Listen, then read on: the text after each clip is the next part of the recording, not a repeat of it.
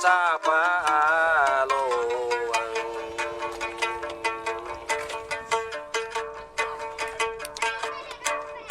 Kowe mata nu capa jalo.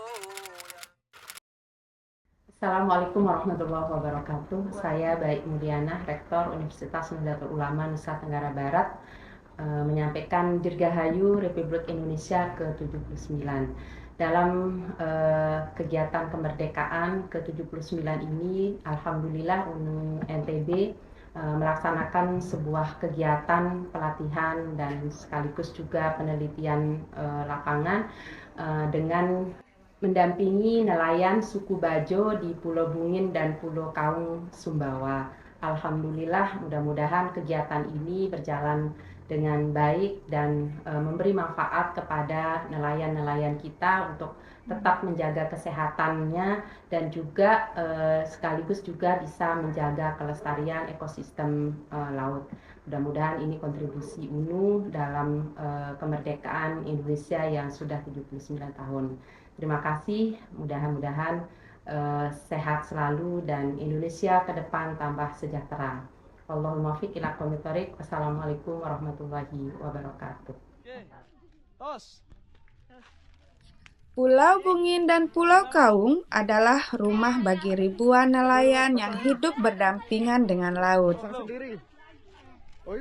Rumah-rumah kayu di atas air dan tradisi maritim yang kuat, Pulau Bungin dan Kaung menawarkan gambaran unik kehidupan masyarakat di suku Bajo yang menetap di Kabupaten Sumbawa.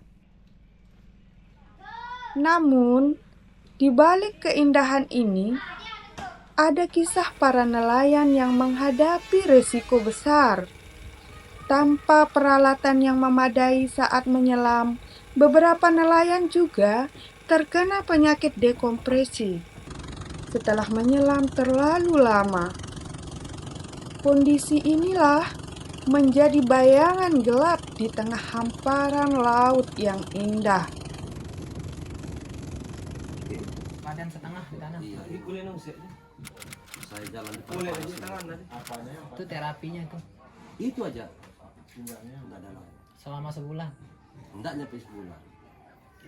Yang ada napas pakai oksigen untuk keluarin, enggak ada. Alami. Saya gini Enggak bawa ke sudah dokter. jalan. Enggak saya dipegang. Enggak bisa. Enggak mau saya dipegang. Kalau saya jalan. Kalau saya dipegang nanti kebiasaan itu. Iya. Mau jatuh ke mau apa pakai kesadaran. Pokoknya ngobati diri sendiri. Iya. Kalau yang begitu. Masih saya di ujung ini. Pas berhenti sore. Ini keringat sudah Keluar, udah basah. Mungkin detoksnya gitu kedalaman kayaknya. berapa saya ikut tempo harian kan? 30-an depan. Depa kan beda. Depan. Meter kan, meter ini kalau depa ini. Kalau kita Berarti 35-an. Apanya? 40 berarti meter. yang 40-an. 40 lebih. 40-an. 1,5 meter satu depan. Iya. Ini kan, ini satu depan.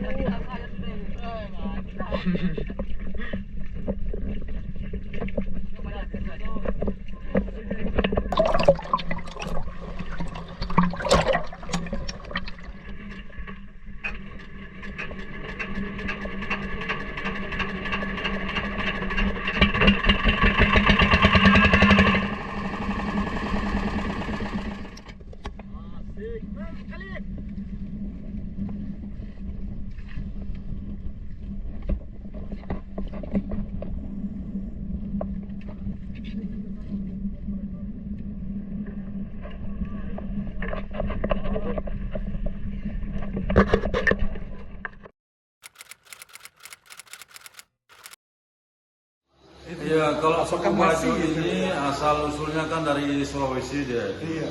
Memang orang Bajo ini pada umumnya itu senang di pinggir-pinggir laut, di pinggir pantai itu.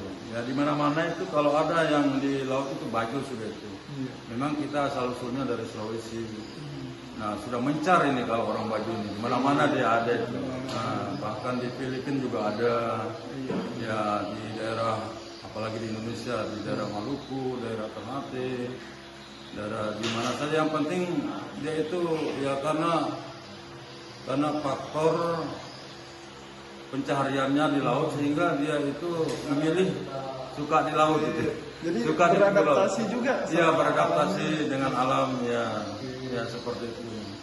Kan nama saya Imam Ashari, selaku pelatih selam profesional Padi Asia Pasifik. Jadi Padi Asia Pasifik adalah lembaga sertifikasi penyelam di seluruh dunia. Dengan keilmuan yang saya miliki, saya menerapkan teknik penyelaman yang aman pada penyelam tradisional suku Bajo di Pulau Bungin dan Kaung. Karena saya melihat data dari Dinas Kesehatan Sumbawa Barat, terdapat kurang lebih 700 penyelam tradisional yang terkena penyakit dekompresi akibat menyelam dengan teknik yang tidak aman. Penyakit dekompresi adalah tingginya gelembung nitrogen yang tersumbat di jaringan otot dan pembuluh darah sehingga menghambat peredaran darah ke seluruh badan. Itu yang membuat kita pusing, nyeri otot, nyeri di persendian setelah menyelam, hingga kelumpuhan. Tujuannya penelitian? Tujuan saya menerapkan teknik menyelam yang aman pada penyelam tradisional sebenarnya untuk menurunkan penyakit dekompresi di penyelam tradisional, untuk meningkatkan pengetahuan tentang menyelam yang aman di penyelam tradisional suku Bajo. Setelah saya turun di lapangan menyelam dengan beberapa penyelam tradisional, saya melihat penyelam naik ke permukaan tidak beraturan. Naik dari kedalaman 20-25 meter, naik secara tiba-tiba ke permukaan. Jadi setelah nyampe permukaan, penyelam merasa pusing karena banyak nitrogen yang tersumbat di pembuluh darah dan jaringan otot. Mereka merasa kram dan nyeri di persendian. Itu mereka lakukan setiap hari? Setiap hari, bahkan sampai 3 kali sehari. Mereka tetap melakukan menyelam dengan metode yang tidak aman karena banyak kebutuhan keluarga yang harus mereka penuhi. Setelah saya menerapkan pelatihan teknik menyelam dengan aman, mereka tidak merasakan apapun setelah menyelam, tidak merasa sakit di sendi, tidak merasa pusing dan tidak merasa kram.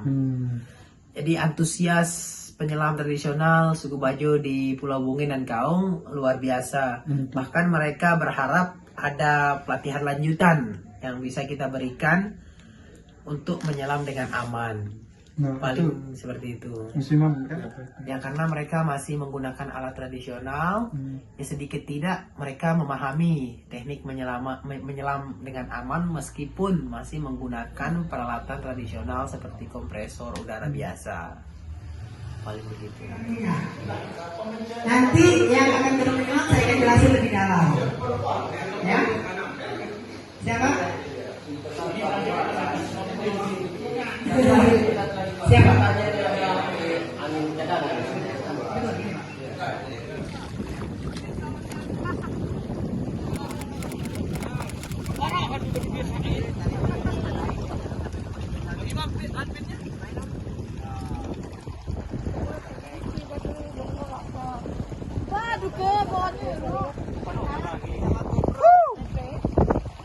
Ya syukur, alhamdulillah saya sebagai kepala desa berterima kasih atas adanya sosialisasi ini guna mengurangi dampak daripada penyelaman yang selama ini terjadi di masyarakat saya. Banyak yang terkena kram karena sistem penyelamannya masih menggunakan nafsu-nafsu ya belum berpengalaman banyak tentang itu. Dengan sistem sosialisasi saat ini sedikit tidak mereka punya teknik-teknik yang benar seperti apa.